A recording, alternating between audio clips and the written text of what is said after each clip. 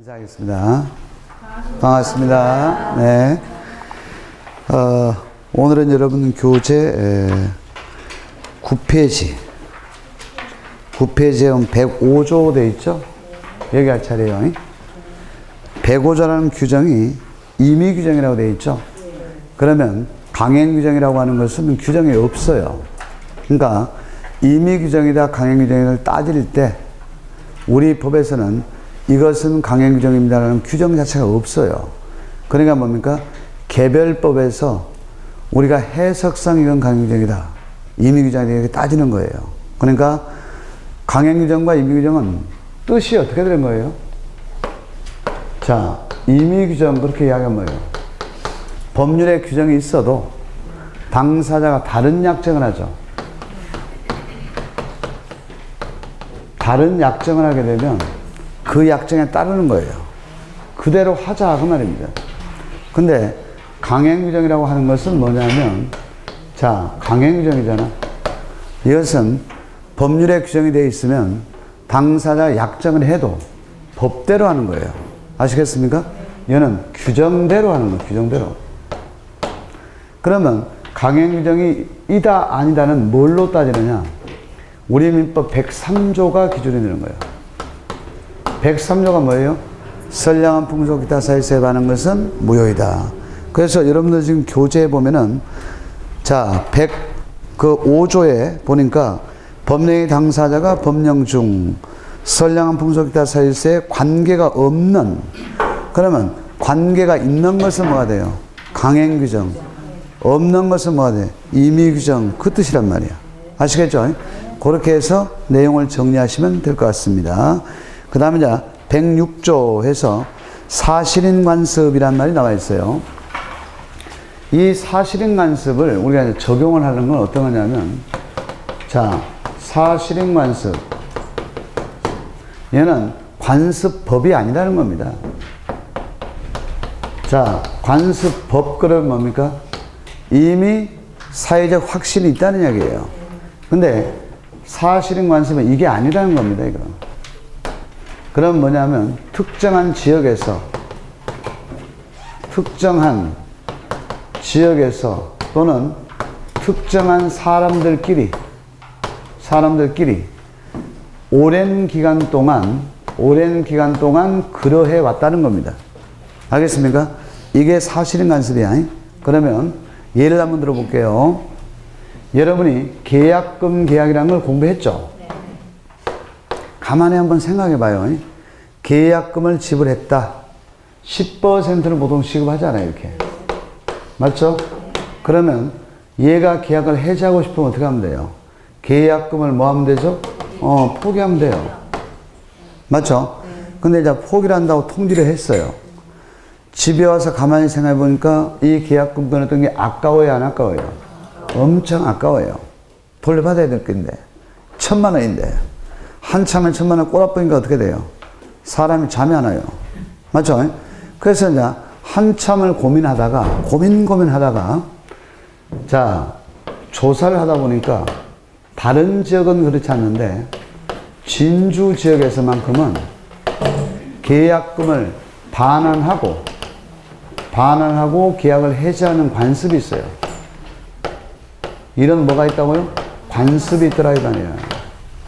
그러면 의뢰 입장에서 이걸 받아야 되겠죠. 그러면 당사자가 이걸 뭐예요? 주장하거나 또는 뭡니까? 입증을 해야 돼요. 어차피 의뢰 입증해야 될 거 아닙니까? 그러면 어떻게 입증하죠? 공인중개사 사무실을 돌면서 계약금을 걸었는데 계약이 해지가 되게 됐습니다. 어찌하면 될까요? 그러니까 당연히 돌려줘야지 싸고 이랬었는 거라. 이런 것들을 전부 취합해서 뭡니까? 법원에 판결을 하는 데 있어서 그걸 증거자로 제출하는 거야. 그럼 뭡니까? 자, 봐봐요.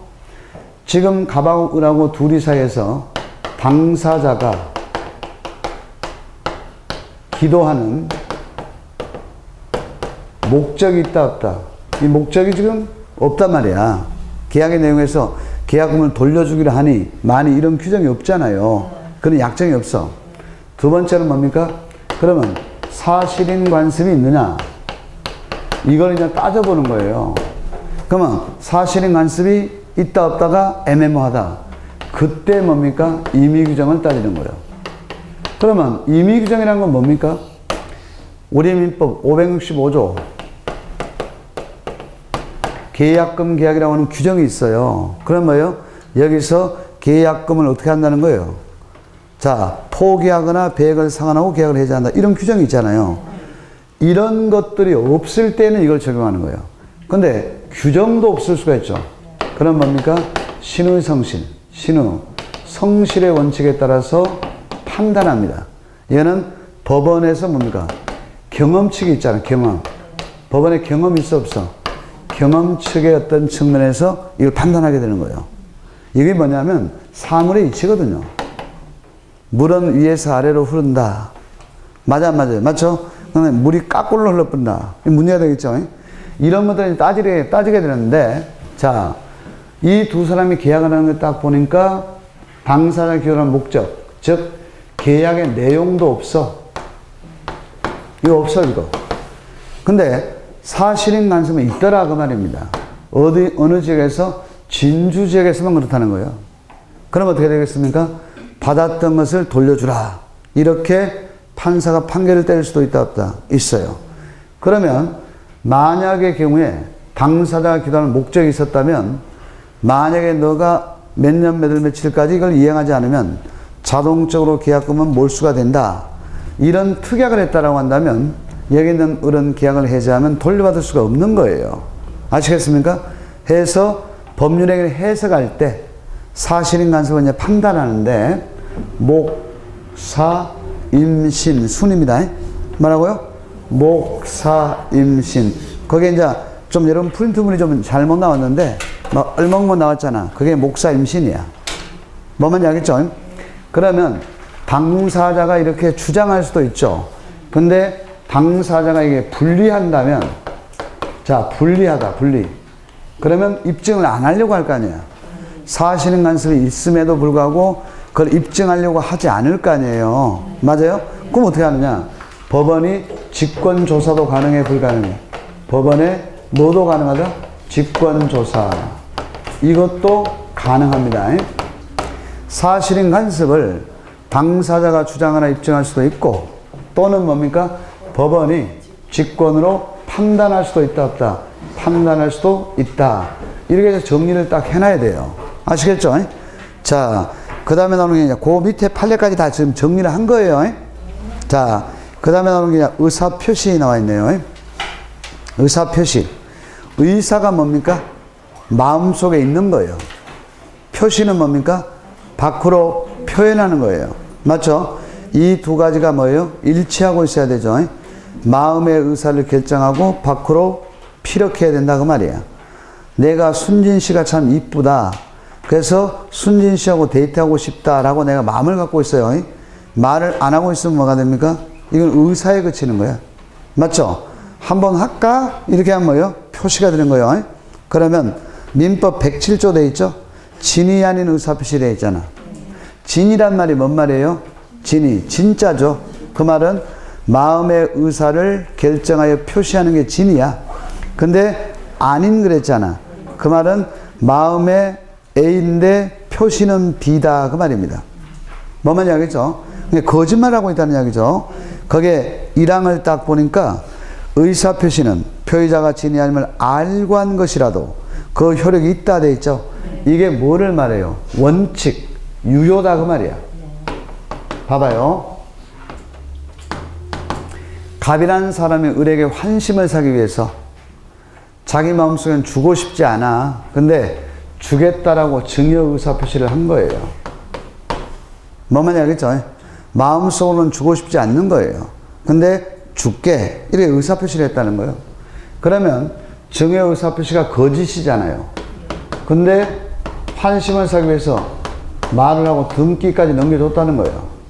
근데 갑이라고 하는 사람이 마음속으로 주고 싶지 않다는 사실을 알고 했어요? 모르고 했어요? 자기 자신은 알고 있잖아요. 나 별로 주고 싶지 않아. 이거 알고 있잖아. 근데 의사표시를 했다라고 하더라도 효력이 있다는 이야기는 뭡니까? 등기된 대로 원칙 뭐란 이야기예요? 유효하다 그 말이에요. 뭐 말인지 알겠죠? 근데 유효한데 우리가 해석을 할 때는 상대방 을은 몰라야 돼요. 선이고 뭐예요? 무과실이 돼야 된다는 요건이 필요합니다. 뭐 말인지 알겠습니까? 그러니까 알고 한 의사표시라도 뭐가 있다? 효력이 있다. 그 효력이 있다는 말은 뭡니까? 원칙은 뭐하다? 유효하다. 지금 그 이야기예요. 자, 그러나 상대방이 표의자의 뭐라고 돼 있어? 진이 아님을 알았거나 할 수 있는 경우는 무효라 돼 있죠? 그 말은 뭔 말입니까? 알았거나가 뭔데? 악이잖아. 맞죠? 그리고 뭐요? 알 수 있다는 게 뭔데요? 과실이죠. 이 과실은 유과실을 말하는 거예요. 과실이 있다는 이야기다. 그러면 이 원칙에 대한 뭐가 됩니까? 예외가 되는 거 아니야, 예외. 맞죠? 그러면 알았거나 악입니다. 알 수 있다, 뭐요? 과실. 이렇게 되면 뭐가 돼? 무효가 돼버리잖아. 여기서는 무효를 잘 봐야 돼요. 그러면 예외적으로 무효가 된다라고 한다면 이 등기는 뭐가 된다? 원인 무효 등기인 거예요. 자, 원인 뭐라고요? 무효 등기. 그러니까 원인 무효 등기가 돼버리니까 뭐가 돼? 실제 등기는 누구 앞으로 돼 있어? 우리 앞으로 돼 있죠. 근데 소유권은 누구 거란 이야기야? 갑 거다 그 말이에요. 이렇게 됩니다. 자동 복귀합니까? 말소해야 복귀가 됩니까? 자동 복귀입니다. 그러면 증여계약이 거짓이었잖아요. 이 원인이 무효였다는 이야기예요. 뭐만 이야기했죠? 근데 외관상 등기는 누구 앞으로 돼 있어? 우리 앞으로 돼 있죠? 그러면 제3자가 볼 때, 아, 이 목적물의 소유권은 을 거구나 하고 느낄까 안 느낄까? 느낄 수 있잖아. 그러면 이 등기를 신뢰하고 이 병이 사버릴 수가 있잖아. 그러면 얘가 만약에 뭐라고 한다면? 선이라고 한다면 무과실일 필요까지 없어. 선의의 제3자에게는 뭐 할 수 없다? 대항할 수 없다. 근데 여기서 이제 이걸 따져야 됩니다. 이거는 뭐예요? and입니다, and. 그러니까 뭡니까? 이걸 and니까 뭐 이거야. 두 개 다가 만족해야지 유효가 됩니다. 뭐만 알겠죠? 이거는 뭡니까? 자, 이거나잖아. 이거나. 이거나 이 말은 뭐예요? 또는이다 이 말이야. 그러면 둘 중에 뭐예요? 한 개만 있어도 된다는 이야기 아니야. 맞습니까? 그걸 생각 잘해야 돼요. 그러면 얘가 뭐예요? 악이거나 뭐가 없어도 무과실이라도 뭐가 됩니까? 무효입니다. 그 다음에 얘가 선이라도 뭡니까? 과실이 있으면 무효가 되는 거예요. 뭐만지 알겠죠? 왜 그럴까요? 이거나가 뭔 말입니까? 둘 중 하나만 있으면 되는 거야. 그러니까 이것이 아니라고 한다면 무조건 무효라고 보시면 되는 거예요. 여기까지 이해됐죠? 그리고 선의의 제3자에게는 뭐 할 수 없다? 대항할 수 없다. 이렇게 돼요. 그러면 여기에 있는 을이 등기를 넘겨받았다고 한다면 갑과 을 사이에는 어떤 상태가 발생할까요? 여기 있는 갑은 을에게 뭐를 요구할 수 있을까? 돌려달라 해야 되잖아. 이게 뭔데요? 부당이득. 이거 반환을 요구할 수가 있는 거예요. 뭐만 알겠죠? 그러면 이게 팔아먹었다면 어떻게 할 것이냐? 이렇게 팔아먹는 거, 요거는 뭡니까? 자기 것이 아닌데 팔아먹은 거 아니야? 이렇게 되면 이게 불법이 됩니다. 자, 그러면 얘가 팔아먹으면서 받은 돈이 있을 거 아니야? 맞죠? 그 돈은 부당이득 반환도 할 수가 있지만은 여기 있는 갑은 뭡니까? 불법 행위에 의한 손배 제기도 가능한 거예요. 뭐도 가능하다고? 손해배상 제기도 가능한 거예요. 그러면 부당이득 반환과 손해배상이 서로 경합하고 있죠. 근데 만약에 손해배상을 제기해버리면 뭐가 돼? 부당이득 반환을 할 필요가 없는 거잖아. 이게 뭡니까? 선택적이다. 이걸 뭐라고 이야기합니까? 경합한다. 이런 말을 쓰는 겁니다. 경합이라는 건 뭡니까? 둘 중에 하나를 선택하는 게 경합이야. 우리 애미가 이제 선을 봤어. 두 군데. 맞죠? 근데 둘 다 마음에 드는 거야. 그럼 선택해야 돼, 안 해야 돼? 애미, 네가 선택권이 있는 거야. 맞죠? 그 머스마들은 다 니를 좋아해. 맞죠? 이게 뭡니까? 선택권이란 이야기야. 이해가죠? 부당이득 반환, 손해배상 청구. 아시겠죠? 그것까지 이해가 됐을 걸로 보고, 자, 이 양은 전항의 의사표시에는 선의의 제3자에게 뭐 할 수 없다? 대항할 수 없다. 그러면 거기에 박스 1번에 표의자의 진위가 아님을 알고 한 것, 뭔 뜻인지 알죠? 다음 2번, 알았거나 알 수 있었을 경우, 그게 뭔 말인지 알죠? 선이 무효임을 알지 못했다고 말이죠. 대항하지 못한다라고 되어 있잖아. 선의의 제3자에게 대항하지 못한다라고 했지 선의 무과실의 제3자가 아니잖아. 거기에 별표가 나와 있잖아. 뭐가 틀린 거예요 지금? 무과실이 틀린 거예요. 뭐 말인지 알겠죠? 그러니까 선의의 제3자에게 대항할 수 없다라고 했지 선의 무과실의 제3자까지 요구하는 건 아니잖아요. 왜 틀렸는지 아시겠어요? 그 다음에 그 밑에 별표 비진입 표시의 의사표시는 제3자에게 대항하지 못하는 어디가 틀린 거야? 선의가 빠져버렸잖아. 맞죠? 이런 식으로 보기를 낸다는 거예요. 그러면 뭡니까? 속아 넘어갈 줄 알았냐? 바로 맞춰비지? 맞죠? 다음 그 다음에 이제 판례를 한번 봅시다. 자 여기에 판례 보니까 물의를 일으킨 사립대학교 조교수가 사표를 제출하더라도 이를 수리하지 않을 것이라고 믿고 사퇴 수습을 위해서 형식상 이사장 앞으로 뭐를 했어요? 사직서를 제출했죠. 이거는 만약의 경우에 사직서를 제출한 것은 뭐예요? 거짓이잖아요. 맞잖아요? 근데 진짜는 사직할 뜻이 없는 거잖아요. 근데 사직서를 제출해버렸잖아. 그러면 이사장이 그 사실을 알았느냐 알지 못했느냐가 굉장히 중요한 거예요.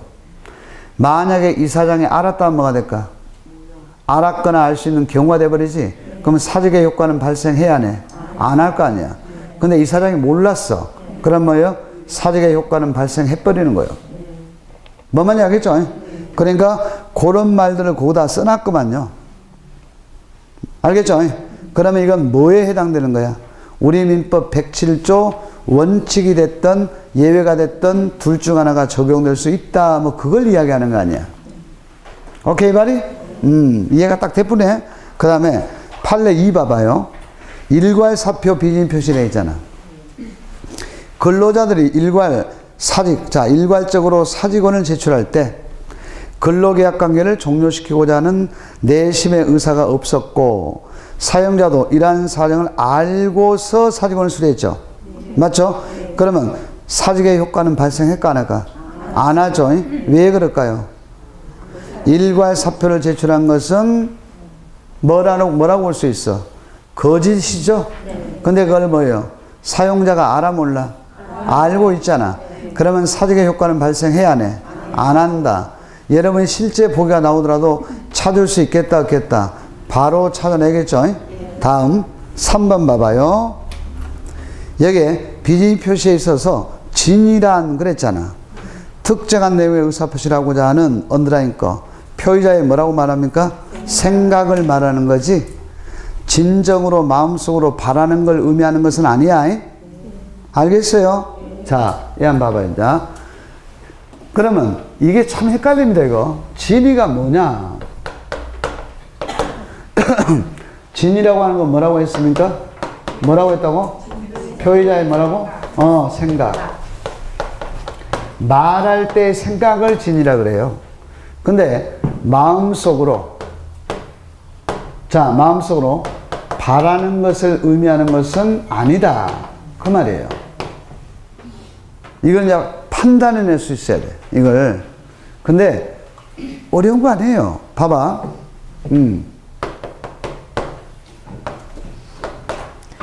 갑이 을의 탈세 사실을 알고 있어요. 갑이 고발하겠다. 이건 적법입니다. 왜요? 탈세한 사람을 보고 고발하는 것은 적법한 거예요.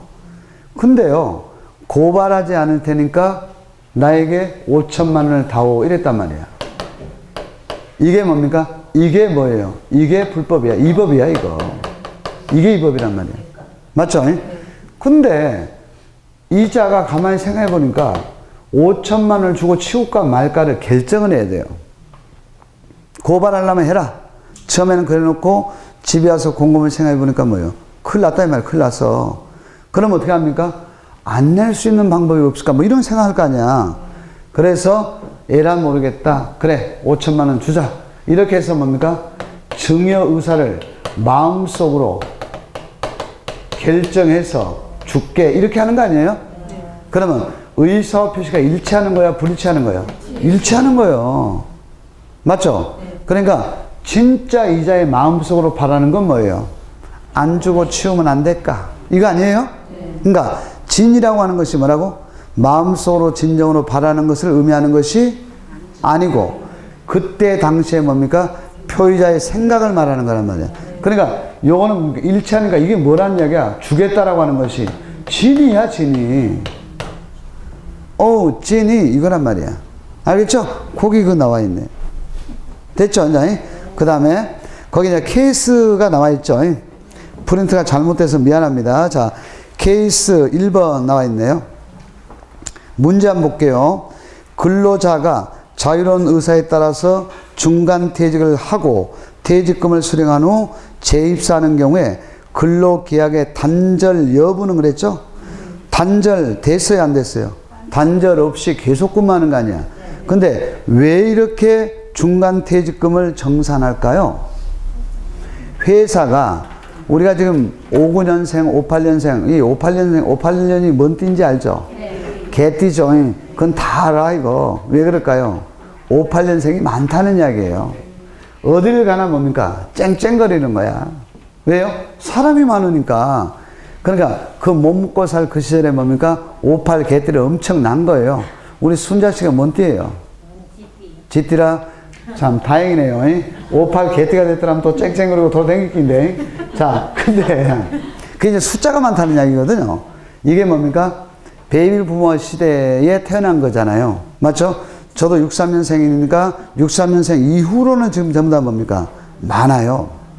그러니까 식구들이 많은 거야. 근데 왜 제가 이 이야기를 하느냐면, 봐봐요. 이 사람들이 거의 대부분이 이제 근로자로서 이제 일을 하고 있잖아요. 근데 한꺼번에 퇴직을 쫙 해버리면 어떻게 될까? 회사가 망해버려요. 왜 그럴까요? 퇴직금을 한 명만 주는 것이 아니잖아. 수백 명을 퇴직금을 줘야 되잖아. 그러니까 뭡니까? 자구책으로 회사의 경영 방침상 뭐예요? 퇴직금을 중간 정산하는 거예요.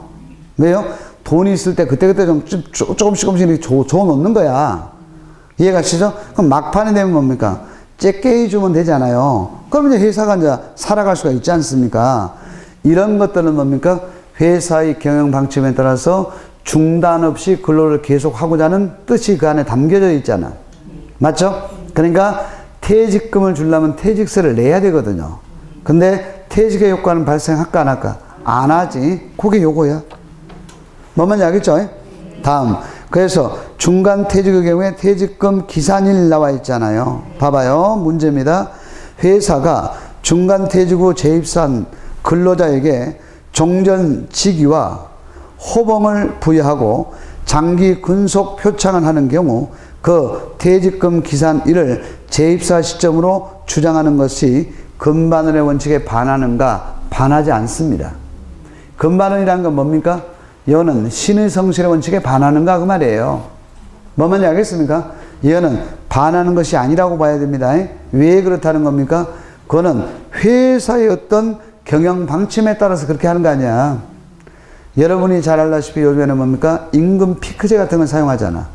맞죠? 그러니까 나이가 들면 뭡니까? 숙련공들을 내보내기가 조금 껄쩍지근하니까 이 사람이 호봉이 계속 올라가 버리면 어떻게 될까요?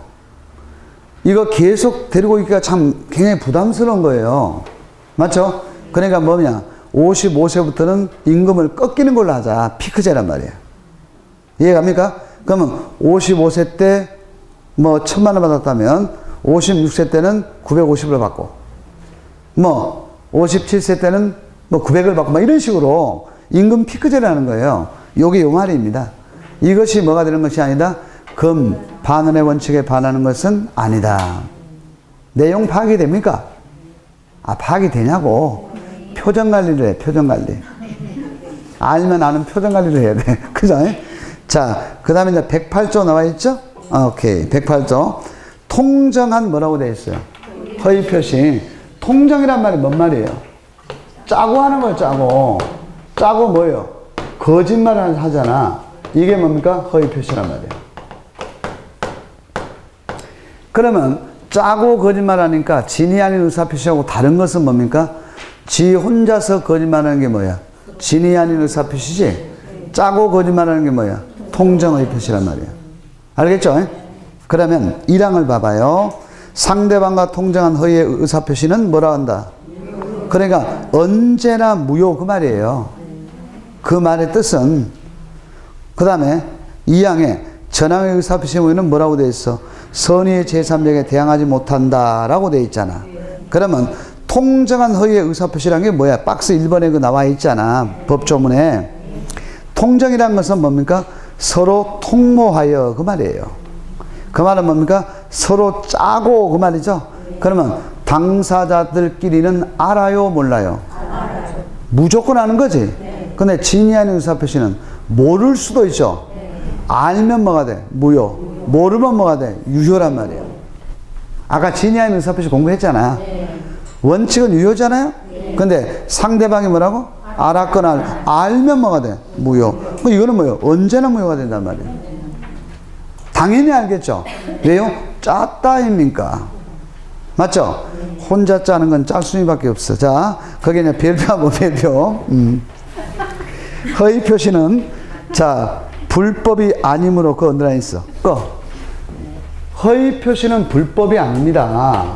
자, 여러분 생각에 가장매매라는 것은 을 앞으로 이렇게 등기했잖아요. 근데 이게 무효잖아요. 맞죠? 그러면 등기는 앞으로 넘어갔는데 소유권은 누구에게 있어요? 갑에게 있잖아, 갑에게. 무효니까. 그러면 갑이라는 사람이 재산적 손해가 있었어요, 없었어요? 없잖아, 이거. 맞죠?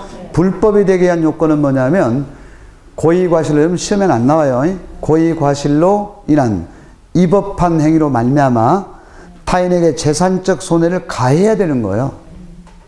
그것이 뭐다? 불법이야. 그러니까 손해배상을 제기하는 거야. 그러면 재산적 손실이 없다라고 한다면 뭐예요? 불법이 아닌 거예요. 맞죠? 그럼 통정의 표시는 뭐가 돼? 불법이 아니죠. 근데 봐봐. 인마가 이렇게 딱 팔 앞에 있어. 얘가 등기에 있어. 선의의 제3자는 뭐예요? 대항할 수 없잖아. 그러면 얘한테 뭐가 생긴 거예요? 얘가 뭐가 생긴 거예요, 지금? 얘가 손해가 생긴 거잖아. 맞지? 그럼 얘가 이렇게 하는 것은 뭐예요? 불법인 거예요. 알아먹었어? 재산적 손해가 생긴 거잖아요. 그러면 여기 있는 갑은 을에게 뭡니까? 불법 행위에 의한 손해배상을 제기할 수도 있겠죠. 또 부당이득 반환을 요구할 수도 있죠. 판 돈을 달라고 할 수도 있잖아. 맞죠? 이게 경합한다 이 말이야. 아까 진위하는 의사표시 공부했어 안 했어? 했다. 다음 그 밑에 보면 그래서 아니므로 불법 원인급여가 적용될 수가 없다는 겁니다. 불법 원인급여가 적용되는 건 딱 하나 있잖아요. 뭐예요? 103조 아닙니까? 맞죠? 불법이 원인돼서 노무가 제공되거나 급부가 이행됐을 때는 반환의 문제는 발생한다 안 한다? 안 한다 라고 공부했던 것 같은데 언제? 이틀 전에 했잖아요, 아침에. 맞죠? 자, 그 다음에 박스 2번 무효이다. 당사자 사이에는 효과가 있다 없다? 자, 당사자 사이에 효과이다라는 것은 제3자에게는 무효가 아니란 이야기예요. 무효라고 하는 것은 갑하고 을하고 사이에만 무효이지 제3자에게는 무효가 아니다 그 말이잖아. 그러면 1번 당사자 사이에서는 언제나 무효. 2번 허위 표시 자체가 불법이 아니므로 뭐는 적용되지 않는다? 불법 원인급여는 적용될 수가 없죠. 뭐는 제기될 수가 있어요? 부당이득 반환이 문제가 된다 그 말이야. 그래서 무효의 효과가 그게 딱 나와 있잖아. 그 무효의 효과는 뭐를 이야기합니까? 자, 갑하고 을하고 사이가 무효입니다. 무효입니다. 그러면 이행 전이면 어떻게 될까? 이행 전이면 이행할 필요가 없지. 맞잖아. 근데 이미 이행을 해버렸어. 이행 후다. 그는 뭐예요? 부당이득 반환이잖아. 이게 741조예요. 부당이득 반환. 뭐 이 좀 같은 건 몰라도 돼요. 여러분들은. 그냥 부당이득 반환 끝. 이래 하면 되는 거예요. 아시겠죠? 자, 그 다음에 3번 406조의 채권자 취소권 이런 관계가 나와 있잖아요. 이걸 이제 하려면 그림을 좀 그려야 돼요. 한번 봅니다. 가장매매를 이렇게 했잖아요. 근데 인마가 왜 가장매매를 했을까요? 멀쩡하게 잘 있는 부동산을 자기 친구는 친구지만 뭐 하려고 우리에게 넘겼을까? 넘길 만한 이유가 있었을 거 아니야. 그 이유가 뭡니까? 그거 간단하죠. A라고 하는 채권자 때문에 넘겨요. 이 A가 생긴 것이 어떻게 생겼습니까? 좁비다게 생겼잖아요. 그러니까 어떻게 됩니까? 이게 성질이 좀 더럽다 이 말이야. 그래서 제때 돈을 안 갚으면 바로 강제 집행을 할 것 같은 느낌이 팍 드는 거예요. 그럴 수 있잖아요. 그러니까 뭡니까? 에라 모르겠다 은하포 등기를 넘겨놓은 거야. 그러면 여기에는 이 채권자가 바라봤을 때 아무리 봐도 이거 가짜로 매매한 것 같아. 진짜 매매한 것 같이 보이질 않아요. 뭔가 느낌이 오잖아. 맞죠? 송대관 와요 그거잖아. 그러니까 뭐가 됩니까? 여기에 있는 A라는 사람이 반드시 법원에다가 청구해야 돼요. 뭐를 청구하는 겁니까? 사형의 취소에 관한 뭐를 제기할 수가 있어요. 이거 소를 제기하는 거야. 그래서 이제 판결을 딱 받으면 이 A가 채권자잖아. 채권자로서 뭘 할 수 있어? 너 앞으로 등기된 거 취소다? 맞죠? 누가 취소합니까? 누가 취소해? 누가 읽어봐. 채권자 취소. 이게 뭡니까? 406조다 말이야. 그러면 만약 이 등기가 이쪽으로 삥 하고 넘어오면 뭡니까? 그 절차 밟는 건 쉽지 않아요. 맞아요? 그게 요거란 말이야. 406조에 관한 거 아시겠습니까? 다음. 그 다음에 406조가 거기 나와 있잖아요. 근데 사형의 취소에 관계되는 것이 이런 거다라는 것만 읽어서 정리하면 돼요. 넘어가 봅니다. 그 다음에 뭐가 있어요? 선의. 문제가 된 통정허위 표시임을 뭐라고 돼 있어? 알지 못하는 거 돼 있잖아. 알면 뭐야? 악이. 모르면 뭐야? 자, 그 다음에 박스 4번에 제3자 나와 있죠. 제3자인 것은 뭡니까? 이거는 여러분이 공부하다 보면 자연스럽게 알게 돼요. 봐봐요. 이 등기를 믿고 저당을 잡았다. 매수했다. 임차를 했다.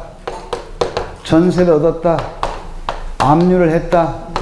가압류를 했다. 따다다다담 이거지. 이건 전부 다 제3자란 말이야. 그러니까 제3자를 따질 때는 봐봐요. 제3자를 따질 때는 그 밑에 제3자 따지는 게 나와 있어. 뭐 엉성하게 푸른트물이 돼 있는 거 맞죠? 여기는 제3자는 어떻게 따지느냐 하면 봐봐요. 당사자 플러스 그렇죠.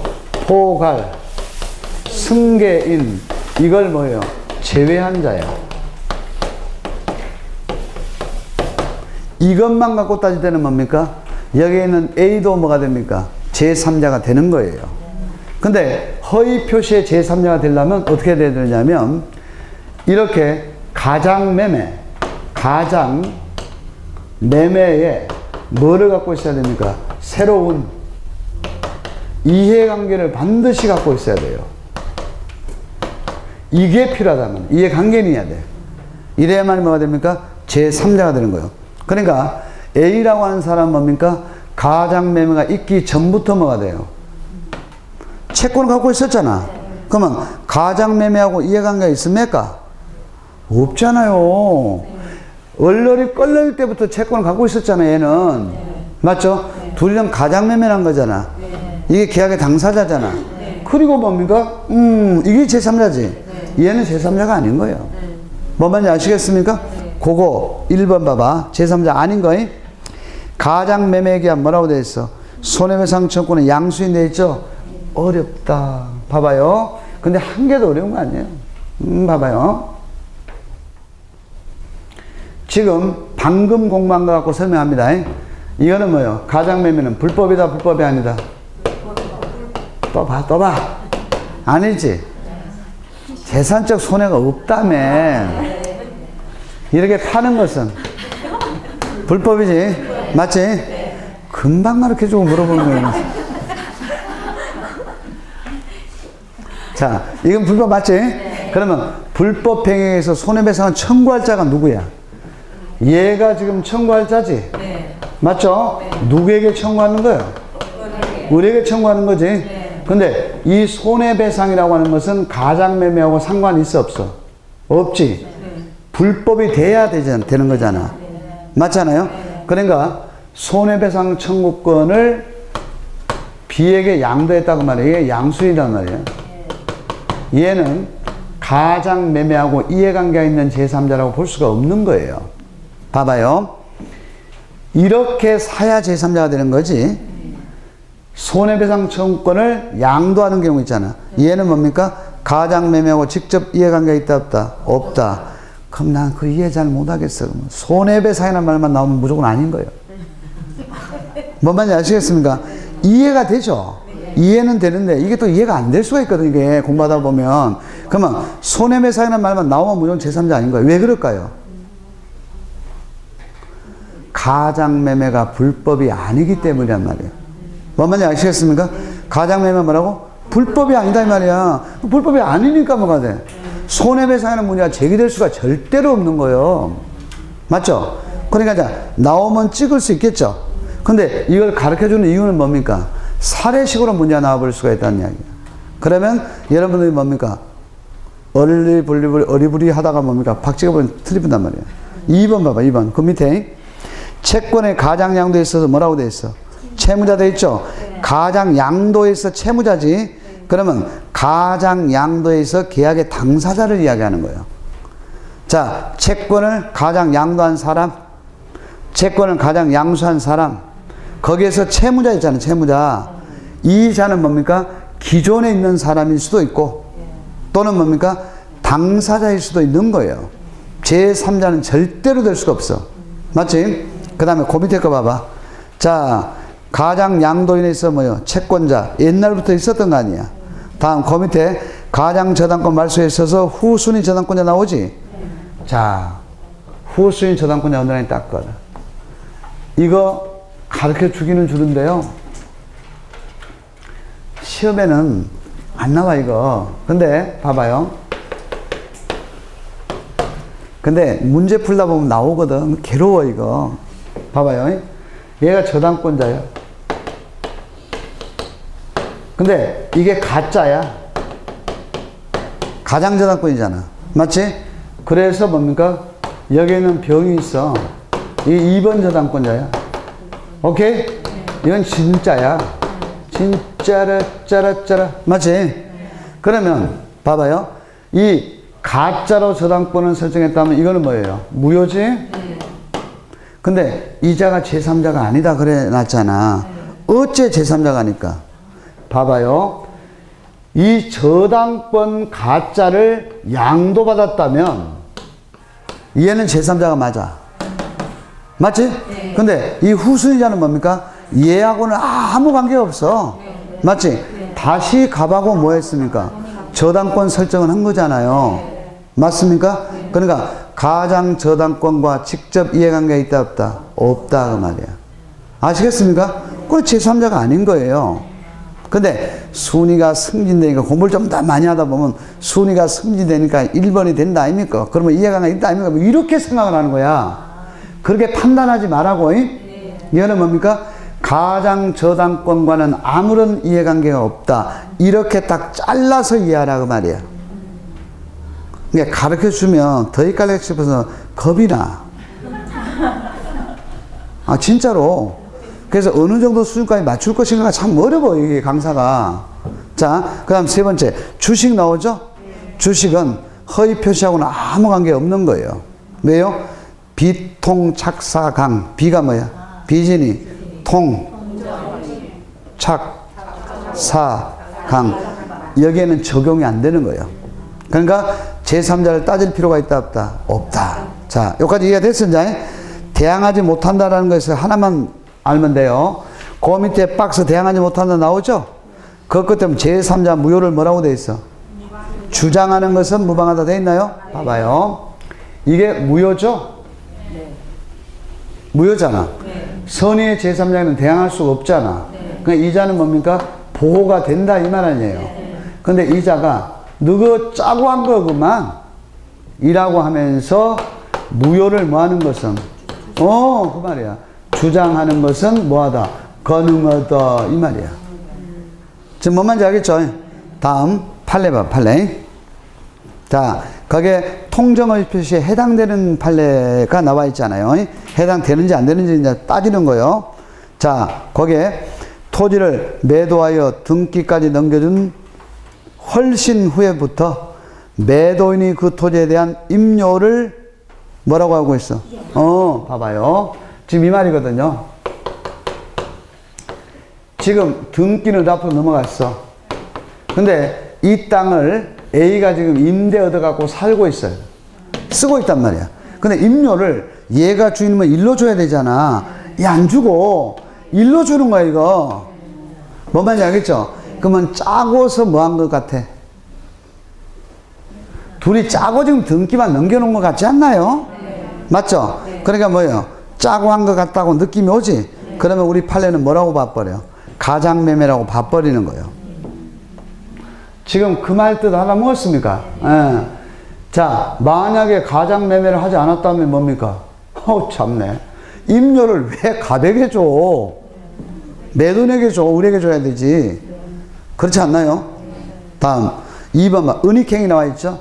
자, 은닉이 뭔 말이에요? 여러분들 숨기고 싶은 비밀들이 있어요?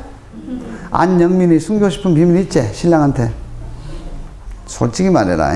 자, 여기 봐봐요. 여자분들은 비밀들이 가끔씩 다 갖고 있더만요, 보니까. 우리 소영이도 뭐 신랑한테 비밀이 있었기만 뭐 없다라고 이렇게 이야기하는데 뭐 자꾸 뭐 없다 조사 나간다 내가. 자, 봐봐요. 은닉. 갑이 은에게 뭐 하려고 하는 거예요? 증여하려고 하는 증여. 왜 증여하려고 하느냐면 이거 아빠가 아들에게 증여하는 것은 자연스럽게 증여할 수가 있잖아요. 근데 5천만 원 지금법에서 넘어버리면 어떻게 돼요? 증여세가 부과되잖아. 증여세라고 하는 것은 불로이득이잖아요. 그러니까 세율이 높거든요. 맞죠? 그래서 넘겨주려고 마음을 먹었다가 갑자기 뭡니까? 잠에서 뻘떡 일어나 보니까 왜 국가의 세금을 그렇게 많이 내야 돼? 이 생각이 드는 거야. 그래서 뭡니까? 매매를 해버린 거야. 부자지간에도 매매할 수 있다 없다? 가능합니다. 그래서 등기를 넘긴 거예요. 그러면 매매를 뭐 한 겁니까? 가장한 거잖아요. 사실은 뭐 하는 거예요? 증여하는 거잖아요. 매매는 뭐 하는 거라고? 가장한 거잖아. 그러면요, 가장 매매는 뭔데? 당연히 무효예요. 근데 증여는 뭔데요? 이건 유효야. 맞지? 그러면 증여를 했더라도 무슨 등기인데? 이전 등기. 매매를 했더라도 뭐요? 이전 등기. 어차피 등기하잖아. 그러면 이 이전 등기라고 하는 이것은 자, 실체적 그렇죠. 권리, 관계가 뭐하다고 봐? 부합하다고 보는 거지. 어차피 증여도 이전 등기, 매매도 이전 등기잖아. 어차피 등기가 이전 등기라고 한다면 이 등기를 무효로 할 필요가 있다 없다? 없다. 그래서 이 등기를 유효로 하는 거예요. 가장매매하고 다르죠. 가장매매는 어떻게 됩니까? 등기 자체가 무조건 무효예요. 무조건 무효라고. 근데 은닉행위는 뭐라고? 유효. 다르지? 근데 뭐를 감추고 있는 거예요, 지금? 증여를 감추고 있는 거예요. 모든 등기에는 뭐가 있습니까? 장지정 교수를 들고 패야 되겠네. 모든 등기에는 등기에 원인이 있어요. 맞죠? 원인 없는 등기는 없습니다. 근데 이 등기는 뭘 원인으로 지금 등기가 되어 있는 거예요? 매매를 원인으로 등기가 되어 있는 거예요. 맞잖아. 그러니까 이건 원인 무효 등기가 돼야 맞는 거예요. 근데 증여를 했더라도 어차피 이전 등기거든요. 이걸 뭐라고 이야기합니까? 실체적 권리관계가 부합하다고 보는 거예요. 등기 내용이 똑같거든요. 어차피 소유권 취득하는 거 아니야. 근데 원인 무효 등기라는 것이 뭐냐면 봐봐요. 저당권 설정은 약정을 했어요. 어제 우리 부원장님이 강의하시되 설정 계약 이랬단 말이야. 이 계약의 내용과 부합하게 등기가 돼야 돼. 근데 설정 계약은 저당권 설정해 놓고 등기는 전세권 등기한 거야. 그럴 수 있죠. 원인은 이거지. 등기는 이거지. 이게 뭐예요? 원인 무효 등기지. 그러면 원인과 등기가 내용이 같아요, 달라요? 다르잖아. 실체적 권리관계가 부합해야 하네. 그러니까 무효 등기인 거예요. 이건 부합하지? 그렇게 유효등 낀 거예요.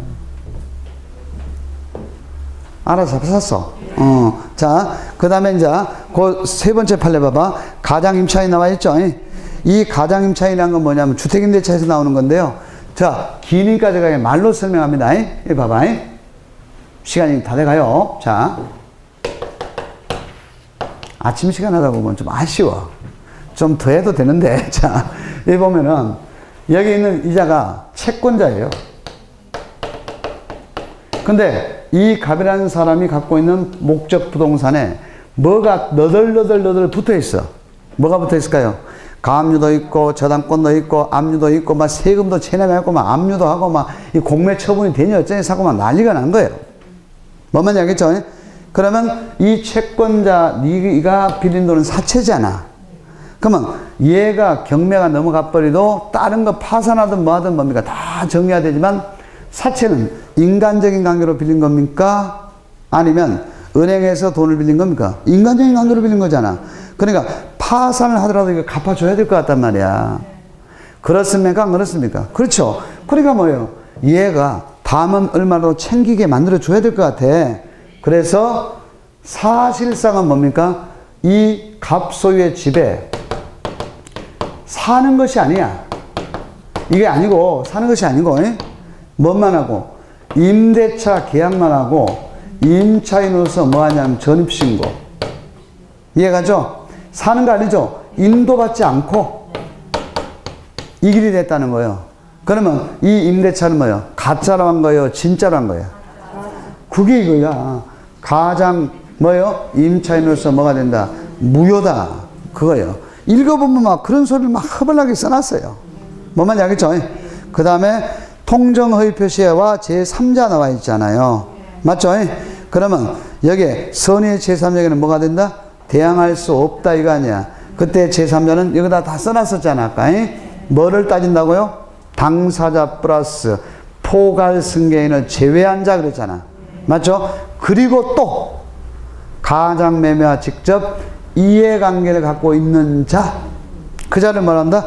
제3자라고 한다. 그 다음에 여기 케이스와 판례를 해야 되는데 사실은 지금 시간이 지금 1분밖에 안 남았어요. 그래서 다음 수업을 위해서 다음 시간에 이걸 하겠습니다. 케이스와 판례를. 알겠죠? 마치겠습니다. 고생했습니다.